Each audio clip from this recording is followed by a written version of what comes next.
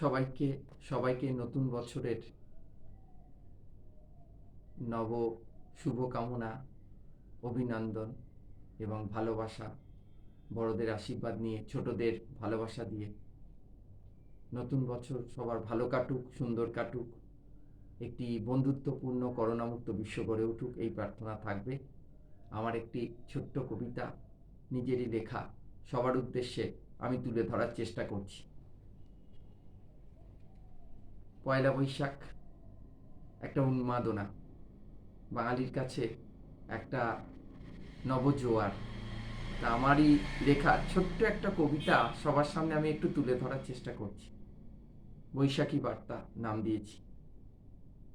চৈত্র শেষের নববৈশাখে মন হলো ভীষণ খুশি, আপন খেয়ালে নিজের মনে হরেক রঙিন স্বপ্ন পুষি। চৈত্রের প্রখর রৌদ্রে মানুষ যখন ক্লান্ত, কালবৈশাখীর এক পশলা বৃষ্টিতে মন হলো ভীষণ শান্ত।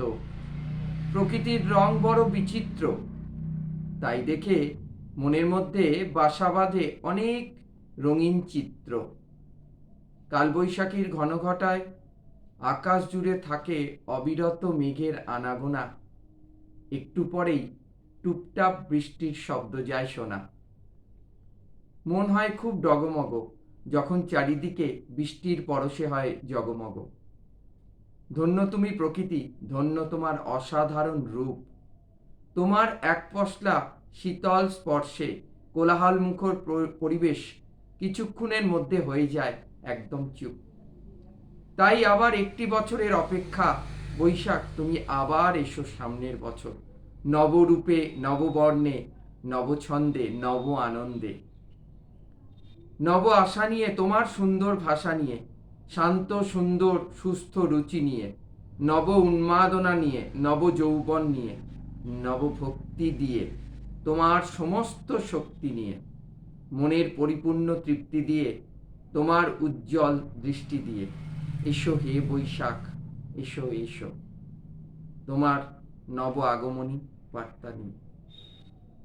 তাই সবার শেষে বলতে হয় একটি কথা, কবিগুরুর সেই বিখ্যাত উক্তি, যেটি আজকে না বললে আমার কবিতা অসম্পূর্ণ থেকে যায়। এসো হে বৈশাখ, এসো এসো। সবার নতুন বছর, শুধু নতুন বছর না, সারা বছর এইভাবেই সুস্থ সুন্দরভাবে কাটুক। একটি করোনামুক্ত, একটি বন্ধুত্বপূর্ণ, বিশৃঙ্খলাহীন, একটি শান্ত সুন্দর, রোগমুক্ত, পরিবেশ দূষণমুক্ত, সুন্দর ভাষাযুক্ত, ব্যবহারযুক্ত প্রকৃতি ভগবান যেন আমাদের উপহার দেন, এই প্রার্থনা তার কাছে থাকবে, সর্বশক্তিমান ঈশ্বরের কাছে। সবার বৈশাখ, নতুন বছর ভালো কাটুক, সবাই সুন্দর থাকুন, ভালো থাকুন, এই প্রার্থনা থাকবে। Thank you.